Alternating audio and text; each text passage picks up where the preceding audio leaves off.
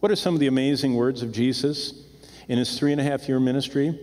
Jesus often spoke in absolutes. He was often forceful. He was often sweeping in his words. Some of the most amazing words are the ones that I call the 7 nevers. In the Gospel of John, 7 times, not 8, not 10, not 5, 7, Jesus said, never.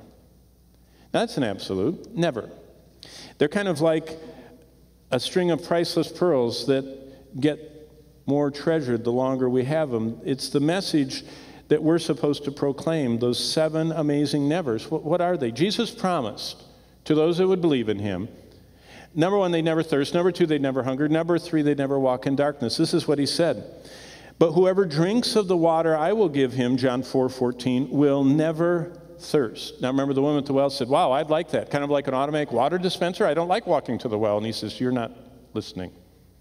So I'm talking in spiritual terms. He goes on to say, but the water I shall give him will become in him a fountain of water springing up into everlasting life. We become fountains of life-giving water.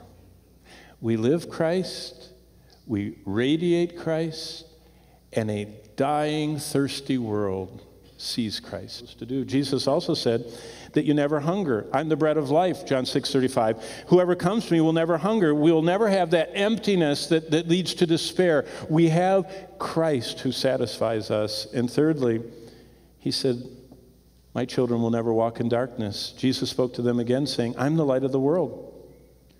The light of the world. I mean, what amazing statements he made. I am the light of the world. And whoever follows me shall not walk in darkness, but will have the light of life. Light that brings life to our souls. Jesus goes on in these nevers. And you notice the last 4, John 8:51, 52, 10:28, and 11:26. You notice they all center on something. Jesus really focused on this death and the power over death. And he said, if you come to me, you'll never see death, you'll never taste death, you'll never perish. And then finally at Lazarus' funeral, he said, I'm the resurrection of life.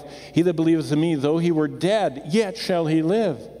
And whoever lives and believes in me will never die. That's what Jesus promised.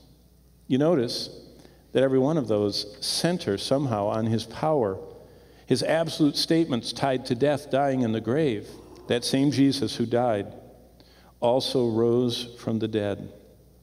And he rose proving his words are true. He went into the grave, as it were, taking the scriptures with him and saying, I'm banking everything in this book, everything that you've read about, everything that you've heard about, I'm taking it with me. And if I step out of the tomb, it's true.